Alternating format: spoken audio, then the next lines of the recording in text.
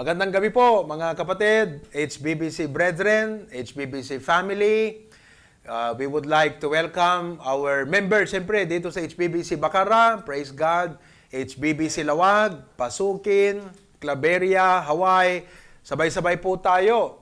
Although we could not come together as one in one place, pero sa diwa at sa espiritu ay nakakaisa tayo ngayong gabi sa panalangin, sa pananamba sa Panginoon o pagsamba sa Panginoon, pag-aaral ng salita ng Diyos at ng awitan.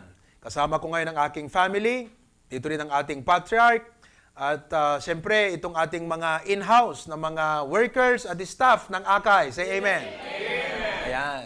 Masaya po kami ngayong gabi at let us join together. Salamat sa Panginoon sa technology na dahil dito ay pwede tayong magkaisa. Hindi man tayo sa isang lugar. I believe that every father is now leading his own respective family. Yun nga po yung ating isa sa mga values natin bilang HBBC yan, that every member's household is an extension of the Hosanna Bible Baptist Church. Kaya mga kapatid, ang inyong mga tahanan ay ngayon extension ng HBBC. Ganyan nga din po ang ginagawa ng mga early believers. Daily, sabi ng Bible, in the temple and in every house, they cease not to teach and preach Jesus Christ. So bilang panimula ngayong gabi, our first song tonight is in page 44 of our hymnal, or song number 44, Constantly Abiding. Ito po ay isang awit na napaka-relevant sa ating mga believers ngayon. Because the world is in trouble, but the Lord promised and gave us a peace that the world can never give. And it says, it is constantly abiding. Bakit po tayong lahat sa Panginoon?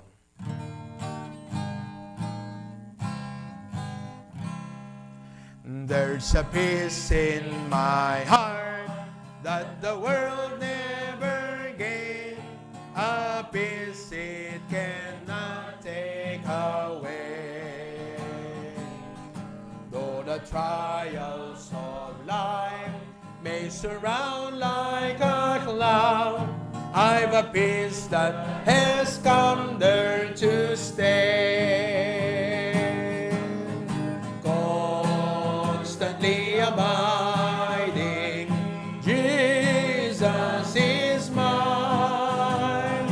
Constantly abiding, rapture divine. He never leaves me lonely, whispers oh so kind. I will never leave thee, Jesus is mine. Second verse now. Oh, the world seemed to sing of a Savior and King when peace sweetly came to my heart. Troubles all fled away, and my night turned to day. Blessed Jesus, how glorious thou art. Constantly abiding, Jesus is mine. Constantly abiding, rapture divine. He never leaves me lonely, whispers all so kind. I will never leave thee, Jesus is my last verse.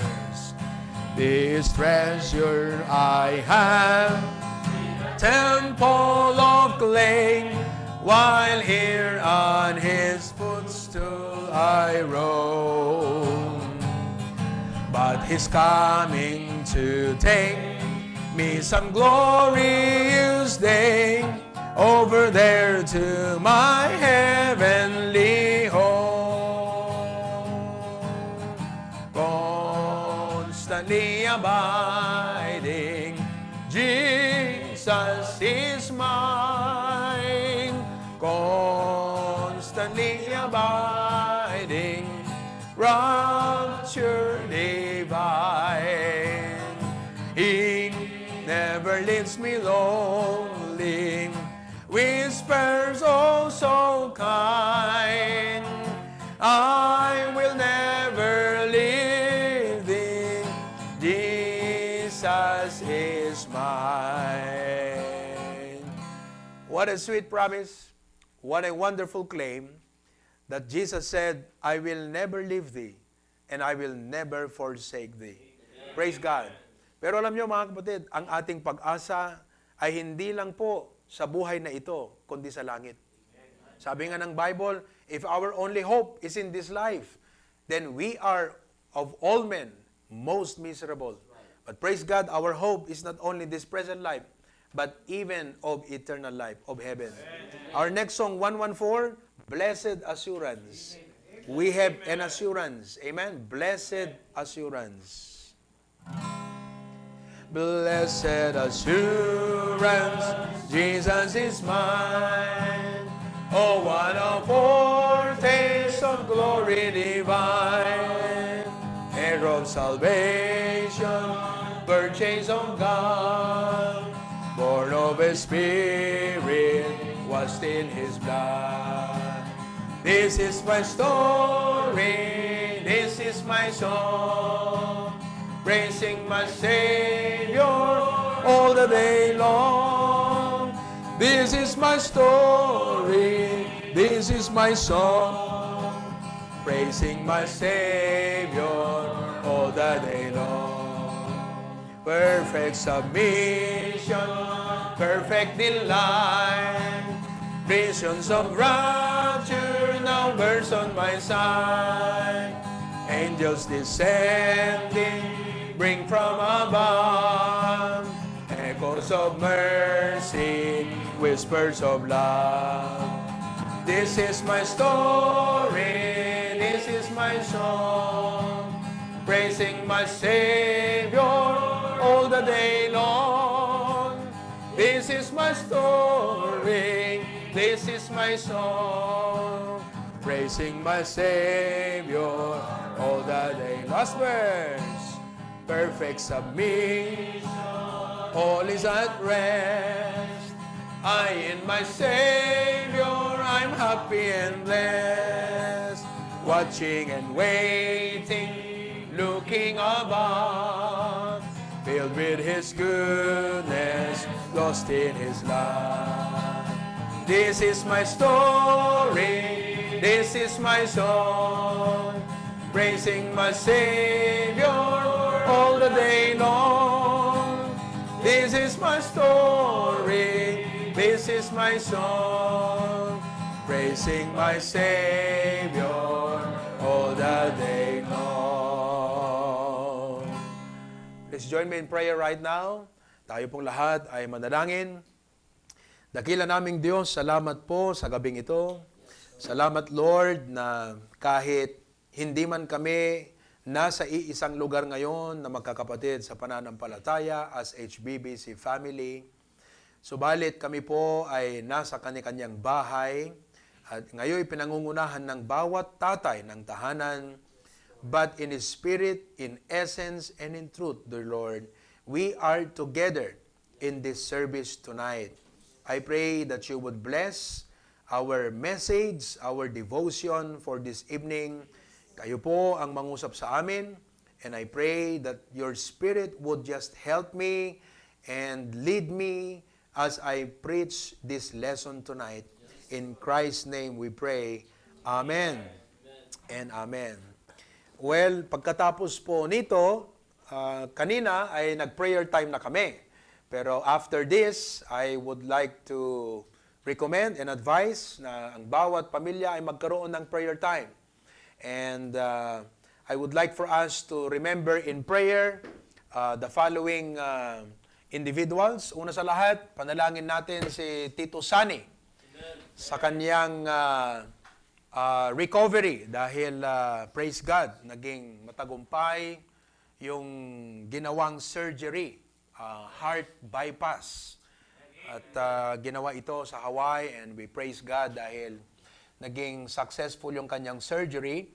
And let us just pray for his complete healing and recovery, na siya ay makabalik sa hindi lang sa kanyang trabaho, kundi sa kanyang paglilingkod sa Panginoon. And we praise God for that. Alam niyo mga kapatid, ang ating joy bilang mga mananampalataya ay hindi lang yung tumanggap ng pagpapala, kundi ang ating joy ay yung tayo ay naglilingkod at ginagamit ng ating Panginoon. Amen. Secondly, ipanalangin natin yung family ni Tita Mercy de Guzman. Dahil kahapon ay namatay na yung kanyang husband. We've been praying for this family, and her husband has been suffering for many months. Nagdadialysis po siya ng kidney. Pero kinuha na siya ng Panginoon kahapon. At kanina lang, we went to visit them. Dahil alam nyo, sa ating sitwasyon ngayon, bawal magkaroon ng mga funeral service, necrological service. So, let us pray for wisdom kung paano natin sila ma-minister, ma-assist. Because tentatively next week ay gusto na nilang ilibing yung kanyang asawa. So, ipag-pray po natin sila as a family for God's comfort upon them. And I would like to encourage kayo mga kapatid na you can go as a family and drop by, visit them. Okay? At this point, mukhang mahirap yung gumawa ng necrological service that we would gather people, but we will see what we can do. Para ma-minister natin yung kanilang mga kapitbahay. So, let's pray, what we can do to be a blessing to the family. Amen. Right? And of course, let's continue to pray for our national leaders, our provincial, local leaders, that God will give them wisdom and direction kung paano pangunahan ang ating bansa at malabanan ang COVID-19 at totally na ito ay makontrol at mawala upang muli everything will go back to normal. Amen. Pero sa totoo lang, napansin nyo rin mga kapatid na itong ginawa na curfew ay mukhang kahit wala ng COVID-19, magandang ipagpatuloy itong curfew. Dahil wala nang gumagala-gala dyan sa labas ng mga kabataan. Kung minsan, ito yung nagiging dahilan kung bakit may mga crimes o masama o anything. And parents are worried kung nasan yung kanilang mga anak. Pero ngayon, lahat ng mga bata, I think before 8, nasa bahay na. Kahit yung mga dati ay lakwatsera ay before 8, nasa kanilang mga bahay na. Kaya, at one point, mukhang God is really doing a lot of things. And, let's just continue to pray for our leaders sapagkat yan ang sinasabi ng Bible. Wala naman ho tayong dahilan upang suwayin ang ating mga leaders sapagkat kapakanan natin ang kanilang iniisip. At bilang mga believers ng salita ng Diyos, we are admonished in Romans 13 na magpasakop sa ating mga nangunguna sa atin. Especially that their concern is our safety, our health, our protection. So, hindi po ito issue ng persecution dahil hindi po yung ating Baptist faith ang kanilang nilalabanan, kundi yung COVID-19 ang kanilang nilalabanan. At bilang mga believers, kasama dapat tayo sa pagtulong upang mawala ang COVID-19 na ito. So tonight, I would like to share with you this message, and it's a series that I started last Sunday afternoon. At nais ko pong ibahagi sa inyo. Please get your Bibles along with your children, your wife, bilang mga families. Get your Bibles together at buksan natin ang ating mga Biblia dito sa Isaiah chapter 40. Isaiah chapter number 40 at babasahin ko mula verse number 29 hanggang 31. Okay? Isaiah chapter 40 verses 29 to 31. Ganito ang sabi ng banal na kasulatan. I'd like for us to read together. Kahit nandyan po sa bahay nyo, sabay-sabay tayo magbasa. Okay? Ready?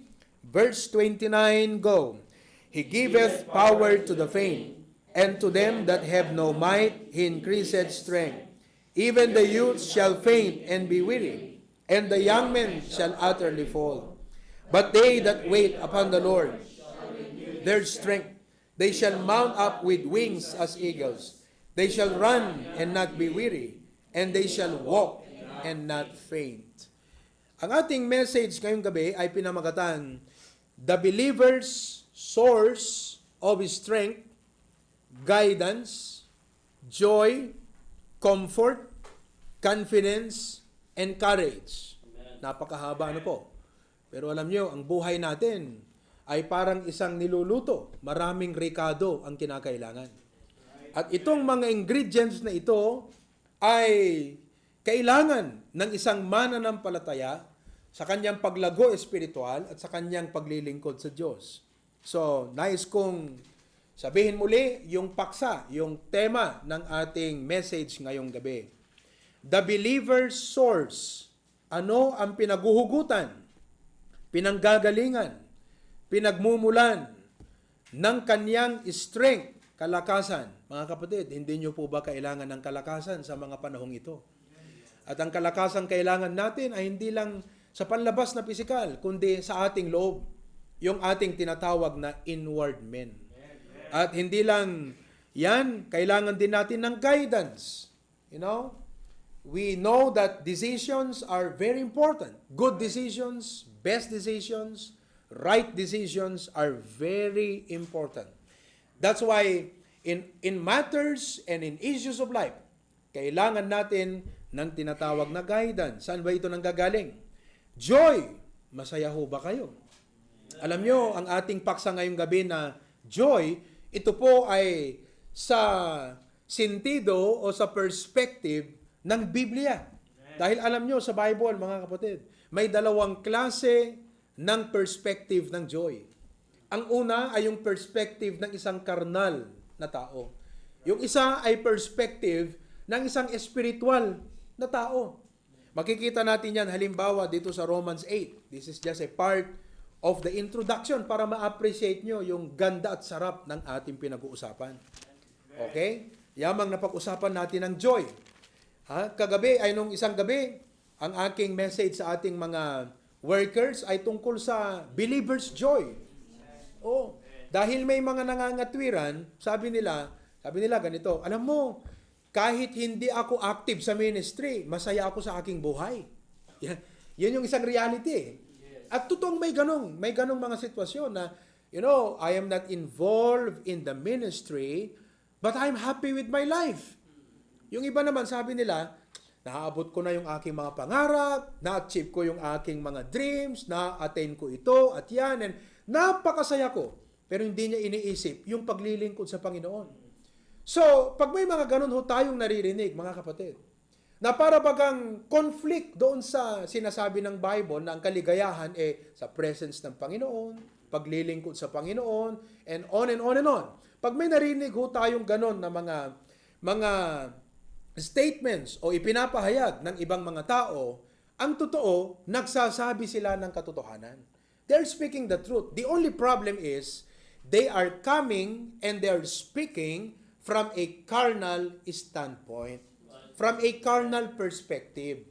Now, ang joy na ating pinag-uusapan ngayong gabi ay yung joy sa spiritual na perspective. Amen. Kasi dito sa Romans chapter 8, makikita natin dito, sa Romans chapter 8, verse number 5. Basahin natin, verse number 5, go. For they that are after the flesh do mind the things of the flesh, but they that are after the Spirit, the things of the Spirit. Napansin nyo ba, mga kapatid? Yung mga nasa laman or living a carnal life, nasa carnal na perspective, sabi ng Bible, do mind the things of the flesh. Ibig sabihin, ang makakapagbigay ng kaligayahan at satisfaction sa kanila ay yung mga makalaman na mga bagay. Sa kabilang dako, they that are after the Spirit, ito po yung spiritual na perspective. Ang joy niya, yung mga bagay ng Espiritu. Kaya ganito yan, para hindi kayo maguluhan. Pwede mong puwersahin ang isang tao na espiritual ang pag-iisip na gawin ang mga makalaman at makakamundong bagay. Pwede mo siyang puwersahin gawin yon. Subalit hindi siya magiging masaya. Dahil hindi yon ang hinahanap ng kanyang puso. On the other hand, baliktarin din natin. Pwede mong puwersahin yung isang carnal na tao na gawin ang things of the Spirit. Halimbawa, pilitin mong mag-church. Pilitin mong magbasa ng Bible. Puwersahin mong magbigay. Pero hindi siya doon magiging masaya. Bakit? Sapagkat ang hinahanap niya, the things of the flesh. O, maliwanag mga kapatid. Kaya bilang mga believers, saan ba nang gagaling yung dapat na joy natin? Sa carnal ba? O sa spiritual na mga bagay? So tonight, we are talking from a spiritual perspective. Kaya yung paksa natin, the believer's source of strength, guidance, joy, comfort, confidence, and courage. Yung bang meron tayong payapa, meron tayong lakas ng loob. Ang term natin sa Ilocano, talged. Di ba? Talna, talingengen, adaragsak tayong agpatpatuloy, iti panagserbita iti apo. So there are 6 things that I would like to share with you tonight.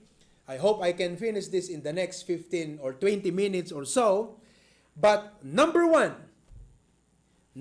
source of the believer's strength, guidance, joy, comfort, confidence, and courage. Number 1, love your salvation. Amen. Mahalin mo, ibigin mo, dun ka matuwa, dun ka magalak. Sa alin?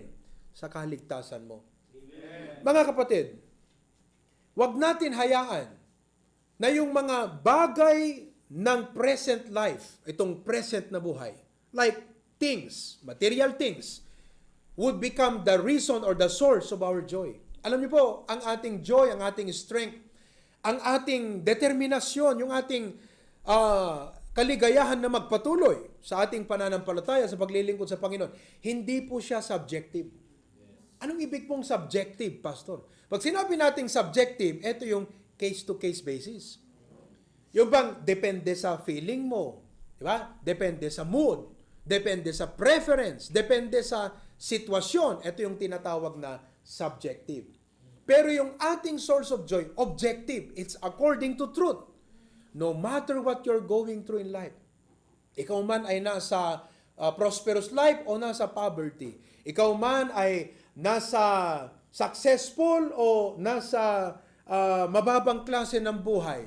Either extreme sides of life. Hindi ito yung nakaka-apekto sa atin. Kundi yung joy natin, yung comfort natin, yung tayo ay safe. Amen. In HBBC, alam natin lahat, number 1 sa ating 7 glorious reasons for coming together is to celebrate our salvation. Amen. At alam nyo mga kapatid, itong salvation na ito, ito yung pinaka-point dyan eh.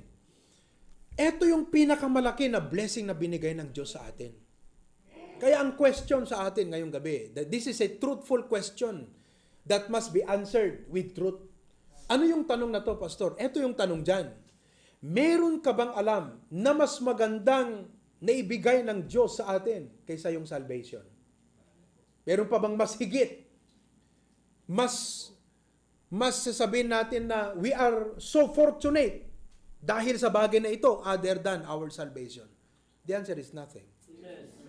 So if God gave us the greatest thing, why allow yourself to be distracted, to be discouraged by smaller things?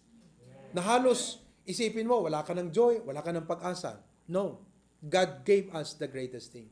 In fact, in Romans chapter 8, verse number 32, napakalaking tulong ito sa atin, especially in prayer. Romans chapter 8, verse 32, sabi dito, He that spared not His own Son. Biruin nyo yun. Sino daw yung hindi niya ipinagkait? His own Son.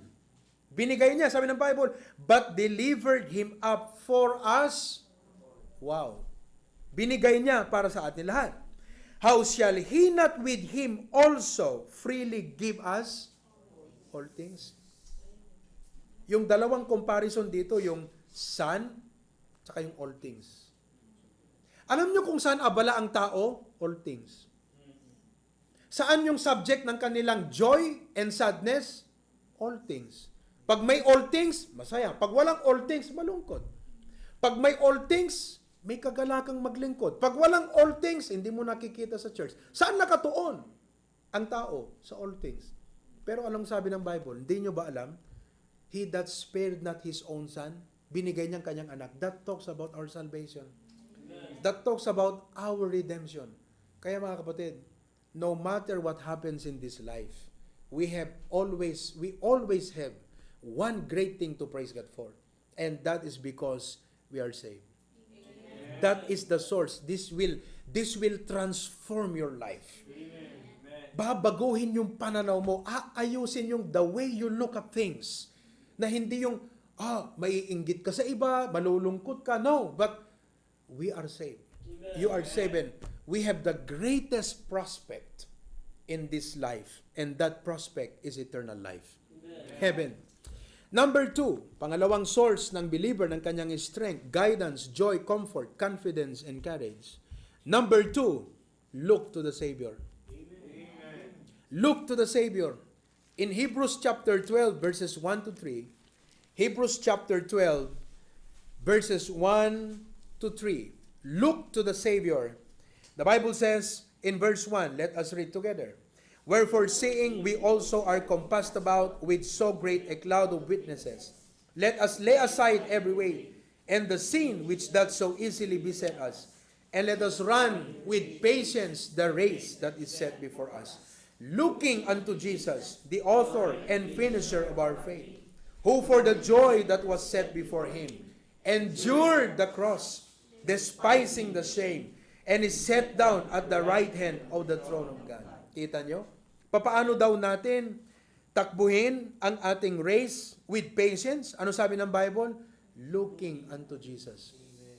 Mga kapatid, itong mga points na aking ibinabahagi sa inyo ay personally, ito yung mga nakakatulong sa akin, sa aking personal na buhay bilang Kristiyano. Bilang isang mananampalataya. As a soldier of the Lord Jesus Christ, as a student of the Word of God, as a saint, as a servant of the Lord, as a steward of the manifold grace of God. And everything I go through in life, these 6 things I am sharing with you are the very things that strengthen me every day. And so I'm sharing them with you. And one of the things is, look unto Jesus. Amen. Nung ako'y nasa Bible college, tanong ko na ito noon. Paano yung look unto Jesus? How does looking unto Jesus help you? Kasi meron sa Bible, sa Old Testament, yung kinagat ng ahas yung mga Israelites. Tapos sabi ng Panginoon kay Moses, gumawa ka ng yung brazen serpent at sino man ang tumingin doon ay gagaling. So, pagtingin nila sa brazen serpent, biglang gumagaling sila. So, in reality, sabi ko sa tanong ko noon, how does looking unto Jesus really help me? Paano yung looking unto Jesus would strengthen me, would give me patience and endurance to keep serving God? Then I realized later on that the answer to verse 2 is in verse 3. Look at verse number 3. Basahin natin. For consider him that endured such contradiction of sinners against himself, lest ye be wearied and faint in your minds. Yung salitang looking unto Jesus, in other words, is consider him. Amen. Parang ito yung isang nanay o magulang na sinasabi niya yung kanyang anak, anak ko, tignan mo yun, oh. Hindi niya ibig sabihin na pagmasdan mo o kaya panoorin mo. Ang sinasabi niya, i-consider mo. Amen. Halimbawa, if you would like to encourage somebody, sinasabi mo, kaya niya, hindi mo kaya? Look unto him. Tignan mo siya, oh. So, when the Bible is telling us, looking unto Jesus, what God is saying us is, ang Panginoon, He endured the cross. He despised the shame. Hindi mo ba kayang i-endure? Hindi mo ba kayang i-despise? Kung minsan, sabi natin, ang bigat ng problema ko, mukhang ang hirap nito. Sabi ng Bible, tignan mo yung nangyari sa Panginoon. Amen. Huwag kang bumitaw. Amen. Don't give up. Amen. Don't quit. The Lord Jesus Christ did not give up. Amen. Hindi siya bumitaw. Hindi siya nag-quit. There were thoughts in the Garden of Eden na sinabi ng Panginoon, Father, let this cup pass from me. Parang essence of quitting, di ba? Sana ikaw na lang, parang ganun eh. Yung pag nararamdaman mo, yung may sakit ka, tapos minsan nakikita mo yung kasama mo, sabi mo, Brad, sana ikaw na lang nagkasakit. Kasi ang taba mo, ang payat ko eh. Dapat ikaw na lang nagkasakit, di ba? Yes. Parang ganun. Now, the Lord Jesus told the Father, Lord, Father, sabi niya, let this cup pass from me. Nevertheless, not I will, but thine be done. Not mine will, but thine be done. So there comes a point in our life that we feel like giving up. But the Bible says, look unto Jesus. Consider Him. Yung hirap niya, hindi siya tumigil. Sabi ng Bible, endure the cross, despising the shame. Ano pang dapat mong makita? Who for the joy that was set before Him. Amen. So, pag naunawaan mo ang bagay na ito, sabi ng Bible, lest ye be wearied and faint in your minds. This is the cure for a discouraged mind. Amen. This is the cure for a mind that is confused. A mind that is crushed by many negative thoughts. Look unto Jesus. Amen. That is the source of the believer's strength, guidance, joy, comfort, confidence, and courage. Let's move to number 3. Number 1, love your salvation. Number 2, look to the Savior. Number 3, learn the Scriptures. Amen. Learn the Scriptures. In Romans chapter 15, verse number 4. Romans chapter 15, verse number 4. Basahin natin ang sabi ng Bible. Together, read. For whatsoever things were written aforetime, were written for our... Tumigil muna tayo dyan. Sabi niya, written aforetime. Now, at this point, I believe it was referring to the Old Testament scriptures. Sabi niya, lahat ng isinulat noon, pero sa ating kapanahonan in application, it's the whole of the scripture. Pero sabi ng Bible, bakit daw sinulat at bakit binigay sa atin? Ang sabi ng Bible, for our what? Learning. For our learning. Na tayo matuto. Na alin? Anong dapat nating matutunan sa scripture? That we through patience and comfort of the scriptures might have hope. Alam niyo, ang dapat nating matutunan ay yung makita natin ang pag-asa para sa ating kalagayan, respective na kalagayan, personal na sitwasyon. We could find hope in this scripture. As a pastor, as a Christian, for many, many years, by the grace of God, I have found my comfort and my hope in this scripture. Amen. When you're reading the Old Testament, hindi lang naman ang nakikita mo doon ay yung mga batas ng Israel. Batas ng offering, civil law, ceremonial law. Lahat po yun mahalaga na dapat i-observe ng mga Jewish nung araw. Pero what you see in the Old Testament, brethren, that is a reflection where you could learn and find hope and become patient through these teachings. Ang makikita mo dyan ay yung kamay ng Diyos. Yung providence ng Panginoon. Yung faithfulness ng Panginoon. Kanina ang aking meditation ay sa Judges. I was listening to the audio Bible, yung Book of Judges. Nandun ako kay Gideon. Biruin mo yung ginawa ng Panginoon kay Gideon. Sabi ng Diyos, masyadong marami ang 22,000. Tapos nabawasan, naging 10,000. Sabi ng Diyos, marami pa rin yan. Baka later on, magyayabang kayo at sasabihin nyo, kamay namin ang nagbigay ng tagumpay. Sabi ng Diyos, bawasan natin yan. Hanggang sa naging 300. So, when you are in a situation that you only have few, instead of questioning God and say, Lord, ba't mo binabawasan? If you read the scripture and find how the Lord worked in the life of Gideon, pag makita mo yung ginawa ng Diyos doon sa 5 loaves and 2 fishes, na bagamat kakaunti, napakalaki ang demand, pero pinagpala ng Diyos and it was multiplied, then you can find hope. Amen. Mga kapatid, hindi po sa horoscope tayo tumitingin ng pag-asa. Hindi po sa mga zodiac signs tayo tumitingin ng pag-asa. Hindi yung tinatanong, ano ba ang horoscope natin ngayon? Di ba? Ano ba yung mga Chinese zodiac sign? Hindi po tayo doon tumitingin ng pag-asa. Amen. Tumitingin tayo ng pag-asa, ng ating joy sa Scripture. Inaaral natin yan. Nire-reflect natin ang buhay ni Joseph, ang buhay ni Daniel, Job, Noah, many, many things more. Do not compare yourself with worldly people. Amen. Hindi po worldly people ang reference ng Kristiyano. Ang reference po natin, yung salita ng Panginoon. Amen. The believer's source of strength, guidance, joy, comfort, confidence, and courage. Learn the Scripture. Kaya mga kapatid, araw-araw ang pagbabasa ng Bible, hindi lang po yung for the sake na schedule mong magbasa. Kailangan mong tapusin ng 2 or 3 chapters. Hindi. You need to find God. You need to learn the ways of God in every pages of the Scripture. Alam niyo, ito yung prayer ni King David. Sabi niya, show me thy ways, O Lord. Teach me thy paths. Nais nating matutunan, nais nating mapag-aralan kung papaano kumikilos ang Diyos. Paano siya gumagawa. Paano siya tumutugon ng panalangin. Paano siya kumikilos sa buhay ng mga matapat sa Kanya. At paano rin siya gumagawa sa buhay ng mga taong sumusuway sa Kanya. Mga kapatid, learn the Scriptures. Number 4, source. Not only love your salvation, look to the Savior. Number 3, learn the Scripture. Number 4, long for the second coming. Amen. Long for the second coming. Posible na darating ng Panginoon sa taon na ito. Pero posible ring hindi. Pero darating man siya o hindi ngayong taon na ito, isa ang sigurado, darating siya. He will certainly and surely come. And you know, malalim ito na bagay, pero it is something that every believer must learn in his life. Na alin? To long. Ano ibig sabihin ng long? Yung bang iliwem. To love His second coming. To look forward.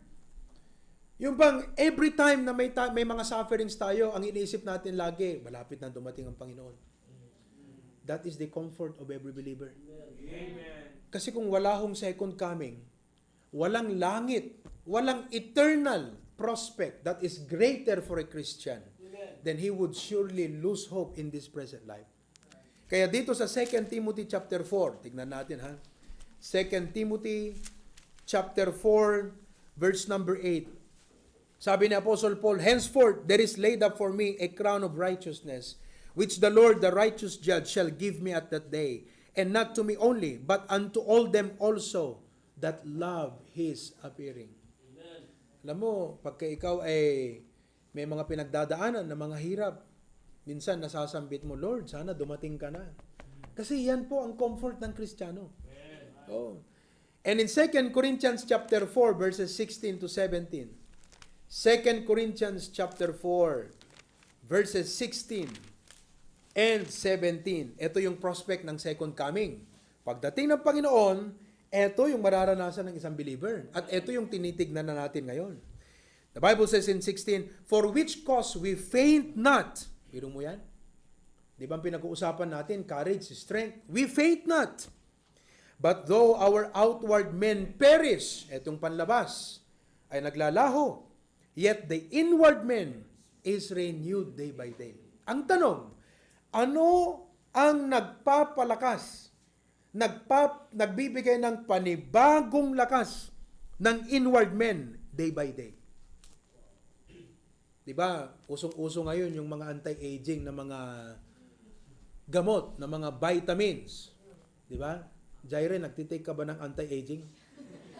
Hindi? Oo. O, kayong mga ladies, nagtitake ba kayo ng mga anti-aging? Ang dami ngayon. Glutathione, di ba? O, Kojic. Okay? Mukhang nagko-Kojic yata si Edward, pero walang effect eh. Di ba? Oo. At iba-iba pa. But you know, sabi nila, one way to delay aging is to take sunblock. Yung sunblock. Moisturize your skin. Yun yung nagme-maintain daw ng magandang glow ng ating skin. Pero ang concern nating mga believers, yung panloob eh. Sabi ng Bible, but the inner man is renewed day by day. Ano yung nagsisilbing parang anti-aging ng loob natin? Moisturizer ba, kumbaga, sa ating inward man. Sabi niya, the inward man is renewed day by day. Malamang ay natatanong nyo yan, mga kapatid. Tanong ko rin yun eh. Ano ang nag-renew or what renews our inward man day by day? Ay, pwede kang gumawa ng outline dyan na renewed day by day. Maglagay ka ng maraming point. Pero ang totoo, baka aalis ka sa interpretation. Because the way to interpret verse 16 is by its context. Eh, ang konteksto nito, makikita nyo, nandun na sa kasunod na verse. Ano yung kasunod na verse? Siyempre, verse 17. Diba? 16 yun eh. 17. Ang kasunod, sabi niya, for, ayun, eto yung nagre-renew ng inward man.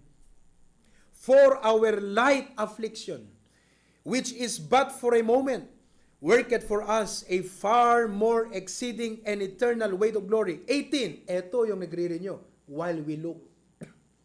May tinitignan kasi tayo. Yun ang nagbibigay ng renewed inner man. What we are looking into. Na pag mali yung tinitignan mo, parang nagda-dry yung inner man mo. But when you are looking into the right thing, nare-renew yung inner man mo. Mga kapatid, yun po yung kahulugan dyan.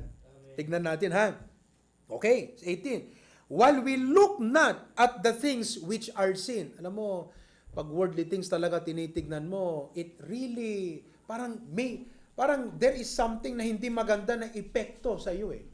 Yeah, it could, parang virus din yan, no? It destroys the mind. You know, yung it confuses us as God's people. Nagbibigay ng maraming katanungan.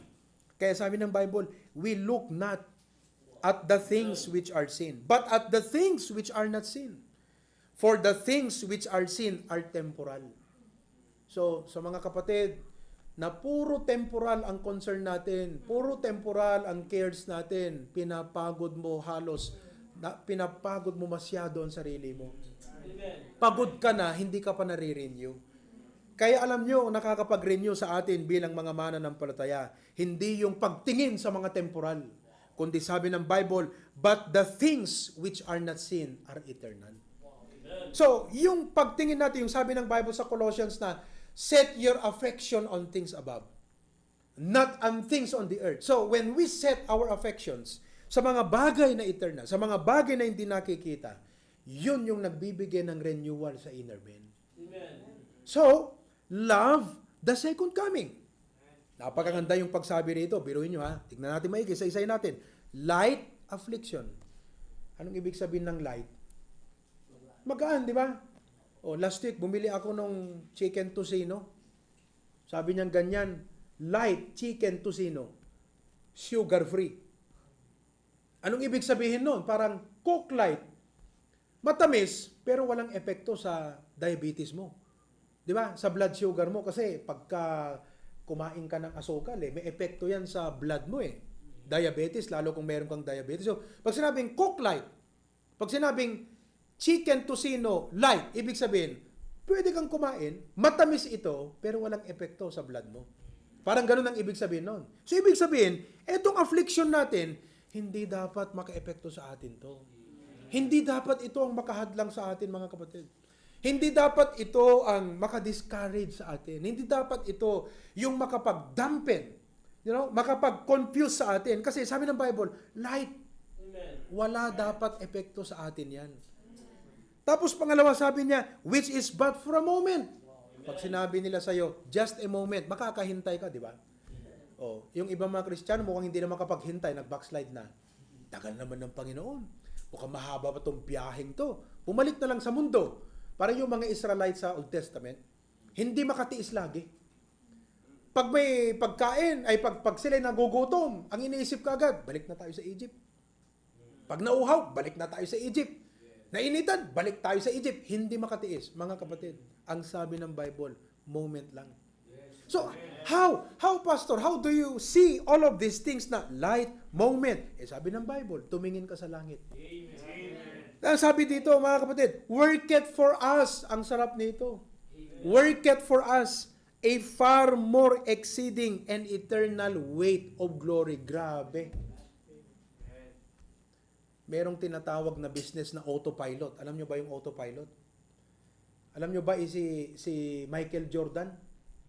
Kahit hindi yan nagtatrabaho, kumikita pa rin. Binibigyan siya ng Nike. Bakit? Because all of those things are working for him. Wala siyang ginagawa, but they're working for him. Mga kapatid, yung mga afflictions natin, yung mga sufferings mo sa pananampalataya, ito ang dapat mong makita. Yung mga bagay na ito are working for you. For an eternal gain, eternal profit, a far more exceeding and eternal weight of glory. Kaya sabi niya, we look not at the things which are seen. Huwag na kasi yung temporal. Hindi masamang magkaroon ng mga bagay na ito, but don't love them. Don't set your affection on those things. Oras na na-obsess ka sa mga bagay ng mundo, yan man ay bahay, sasakyan, education, ma-obsess ka, yan ang magsasidetrack sa'yo. At maraming Christians, mga kapatid, they leave the ministry, they leave the Lord, nagbabackslide because of their obsession to the things which are sin. It's not wrong to have those things, but let us use them for eternal glory, para sa kapurihan ng ating Panginoon. Because we are looking at the things which are not sin. So long for the second coming. Let me give to you number 5. The believer's source of strength, guidance, joy, comfort, confidence, and courage. Number 5, listen to the Spirit. Amen. Listen to the Spirit. Amen. Amen. Salamat sa Panginoon. Nung tayo na saved, may Holy Spirit na tayo kaagad. Amen. Tignan natin dito sa Ephesians chapter 1. Ephesians chapter 1, verse number 13. Ephesians chapter 1, verse number 13. Ang sabi rito, in whom ye also trusted. Nung tayo nagtiwala sa Panginoon. After that ye heard the word of truth. Ngayon, ang naririnig natin ay puro balita tungkol sa update ng COVID-19. But it's an opportunity to preach the gospel. Amen? Amen. He heard the word of truth, the gospel of your salvation. What is the gospel? Anong magandang balita? Na si Jesus namatay, inilibing, at nabuhay muli para sa ating kaligtasan. Amen. Nung narinig natin yan, nung tinanggap natin ang ebanghelyo na yan, in whom also after that ye believe, the Bible says, ye were sealed with the Holy Spirit of promise. Parang sinabi ng Panginoon sa atin, okay, para maramdaman nyo na sa inyo na ang langit, ibibigay ko ang Espiritu ko sa inyo. Amen. Yung sinasabi ng Bible na ye were sealed with the Holy Spirit of promise, which is the earnest. Anong ibig sabihin ng earnest? Parang ito yung down payment. God was saying, hey, for you to realize, for you to know, for you to understand, heaven is yours. Bibigyan ko ng down payment sa'yo. Wala nang bawian to. I will give you my Spirit. Amen. At hindi po pinigay ng Diyos ang Spirit sa atin na useless, na wala pong silbi, na wala pong purpose. Siya ang ating source of strength, guidance, joy, comfort, confidence, and courage. Makita nyo sa Old Testament, kanina, narinig ko yung life ni Gideon. Biruin mo si Gideon, may kahinaan ng loob eh. Mahina yung loob niya. Oo, nagtatago siya. Tapos, kinausap siya ng angel. Sabing ganyan eh, thou mighty man of valor. Sabing ganyan. Yun ang tingin ng angel sa kanya. Pero siya, wala eh. Mahina yung loob niya. Sabi niya, papaano po ito? Ganito, ganito, ganyan. Pero alam nyo, yung gabing yun na, yung bang, may ginawa siya, yung bang, he was going to break down the altars of Baal. Sabi ng Bible, the Spirit of the Lord came upon Gideon. Yun. Nung nasa kanya yung Spirit of the Lord, nakaramdam siya ng kakaibang lakas, kakaibang strength, courage na gawin ang kalooban ng Panginoon. You see? So, listen to the Spirit. Itong admonition ng Panginoon sa atin sa Ephesians chapter 5. Ephesians chapter 5, verse number 18. And be not drunk with wine, wherein is excess, but be filled with the Spirit. Anong ibig sabihin ng filled with the Spirit? Minsan sinasabi natin, etong glass, hindi pa puno, hindi filled. But the best way to explain filled with the Spirit is to be under the influence of the Spirit. Amen. Na tayo ay under sa pangunguna ng banal na Espiritu at hindi ng ating sariling laman. Kagaya ng sinasabi ko kanina, merong joy, merong strength, merong certain element of courage na nanggagaling sa carnal na perspective. Pero ang ating pinag-uusapan ngayon mga kapatid ay yung spiritual na perspective. Walk in the Spirit. John chapter 14.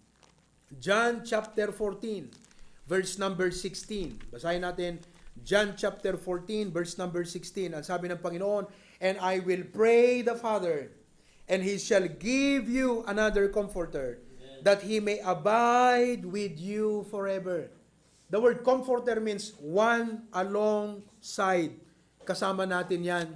Verse number 26, sabi ng Panginoon, let us read, but the comforter, which is the Holy Ghost, whom the Father will send in my name, He shall teach you all things, and bring all things to your remembrance, whatsoever I have said unto you.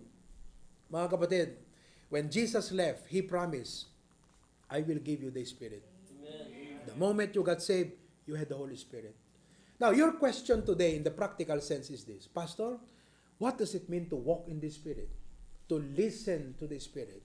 Very simple. Just one word. Yes. Amen. Pag kinausap ka ng Holy Spirit, of course, it is always in consonance sa salita ng Panginoon. The Spirit of God will never lead you anything in conflict with the Word of God. He will always lead you in consonance with the Word of God. Pag nag-lead ang Spirit sa iyo, all you have to do is say, yes. Amen. Amen. Ganun lang kasimple. Yes, and He will give you the strength to perform it. Amen. Yes, Lord. Para bang, ikaw ay galit na galit. Gusto mong maghiganti. Ang liit-liit mo. Gusto mong maghiganti. Okay? So sabi ng Holy Spirit sa iyo, sabi na, kalma ka lang. Be ye angry and sin not. Amen. Put away all wrath, sabi ng Bible. So, ipapaalala ng Holy Spirit. Anong sasabihin mo? Okay, Lord. Yes, Lord. Amen. The moment you say yes, you are exercising your will to comply positively to the Holy Spirit. That's what it means to listen to the Spirit. Let's go to the last, number 6. Mga kapatid, lastly, number 6, live on supplications. Live on supplications. Mamuhay po tayo sa panalangin. Dito sa Philippians chapter 4, verse number 6 and 7, one of my favorite passages about prayer. Pakinggan niyo po, ang sabi ng Philippians chapter 4, verses 6 and 7. Sabi rito, be careful for nothing. Amen? Amen. But in everything, by prayer and supplication, with thanksgiving, let your what? Hindi niya sinabi, let your problems be made known. Although, sa prayer, part yung pouring out. Casting all your cares upon Him. But you know, mga kapatid, that is only one half of the story. Because giving to God your cares, telling God your burdens, sharing to God your problems is only one half of the story. The other half is this, let your request. Amen. O ngayong nasabi mo na yung problem mo, ngayong nasambit mo na sa Panginoon, yung burden mo, ano nga ang gusto mong hingin? Let your request. And when you make your request, it should be specific. Kung 10 million ang kailangan mo, sabihin mo sa Panginoon, Lord, ito lang kami, ito lang ang church namin. Hindi namin kaya, Panginoon, pero ang kailangan namin, 10 million. Please, Lord, we would like to have a building. You know, just let your request be made known unto God. And you know what the Bible says? And the peace of God, which passeth all understanding, shall keep your hearts. Do you know? The result? Peace. Sabi kasi ng iba, Pastor, sinabi ko sa Panginoon yung problema ko, pero pagkatapos kong mag-pray, magulo pa rin ako. May kulang ka, Brad. Hindi mo sinabi yung request. Problem lang yung sinabi mo, pero hindi mo sinabi yung request. Maliwanag ang sabi ng Bible, let your request be made known. Eh kung ganyan ang gawin natin lagi, sabi ng Bible, pray without ceasing. As a child of God, you will live with strength, with guidance, with joy, with comfort, with confidence, and with courage. Mga kapatid, sana ay itong 6 na ito, you will review this every day. You will reflect on this every day. Pwedeng yung number 1, Lunes mo pag-aralan yan.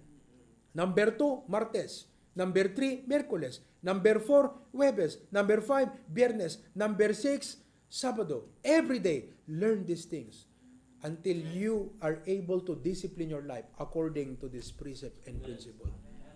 You will be a powerful Christian. You will be greatly used by God. Amen? Manalangin tayo. Lord, thank you so much for our lesson tonight. Salamat, Panginoon, na hindi lang kami na nandito, kundi ang mga kapatid na nasa kanilang mga kanya-kanyang tahanan ay taimtim na nakikinig sa mensahe na ipinahayag ng inyong lingkod. Lord, ang message na ito ay punong-puno ng katotohanan. I just pray, Lord God, na hindi po namin ito isasantabi, kundi isa puso, isa isip, at isa buhay, Panginoon. Ipamuhay ang bagay na ito. Lord, continue to guide and bless us. At ngayon, kahit hindi po kami magkakasama sa isang lugar, pero meron po kaming gagawing pagbibigay kaloob. So as we give our offerings tonight, I pray that you bless the gift and also the giver. In Christ's name we pray. Amen. Let's give tonight.